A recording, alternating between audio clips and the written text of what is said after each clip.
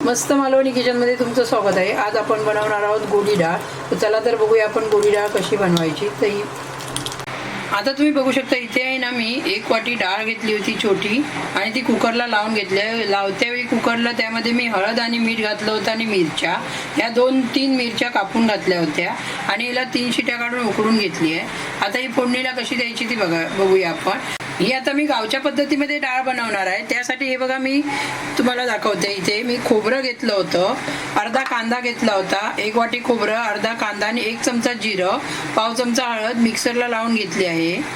खोबरं भाजायचं नाही आहे, खोबरं कांदा कच्चंच आपल्याला मिक्सरला लावून घ्यायचं आहे। अशा पद्धतीने बघा मी बारीक लावून घेतलं आहे मिक्सरमध्ये। आता आपण डाळ फोडणीला देऊया। डाळ फोडणीला देण्यासाठी मी तेल इथे 2 चमचेच वापर केला आहे। आपल्याला पाव चमचा राई घालून घ्यायची आहे। हिंग घालायचा, हिंग आवडत असेल तर वापर करा।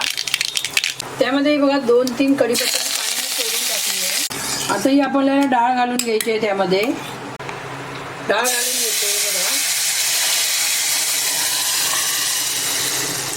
आता यामध्ये हे बघा 1 ग्लास मी पाणी घालून घेते आणि ते पण त्यामध्ये घालून घ्यायचं आहे। हे बघा आता हे वाटण वाटलं आहे ते पण आपण घालून घेऊया। आपल्याला व्यवस्थित मिक्स करून घ्यायचं आहे बघा आणि छानपैकी अशी उकळी काढून घ्यायची आहे त्याला। तुम्हाला ही डाळ जेवढी पाहिजे असेल तेवढा तुम्ही पाण्याचा वापर करू शकता। ही डाळ आपल्याला 3 ते 4 माणसांना पुरू शकते। तर तुम्हाला जेवढी पाहिजे असेल तेवढा तुम्ही पाण्याचा वापर करा। आता एक उकळी काढून घेऊया आपण।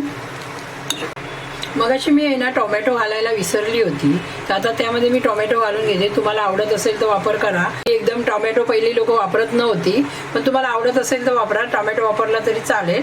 तर आता आपण त्याला उकळी काढून घेऊया परत। आता तुम्ही बघू शकता हे बघा आपल्या डाळीला चांगली उकळी आलेली आहे आणि ह्याला मी आहे ना 10 मिनिटं असं उकळून घेतलं आहे, कारण वाटप आपण कच्चं टाकतो ना, त्यामुळे 10 मिनिटं आपण शिजून घ्यायची। आता त्यामध्ये आपण मीठ घालून घेऊया।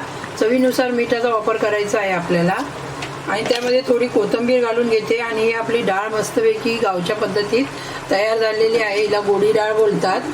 तर तुम्ही बघू शकता हे बघा मी थोडी घट्टच बनवली आहे। ही माझी रेसिपी तुम्हाला आवडली असेल तर माझ्या चॅनलला सबस्क्राईब करा, लाईक करा आणि जास्तीत जास्त शेअर करा। धन्यवाद।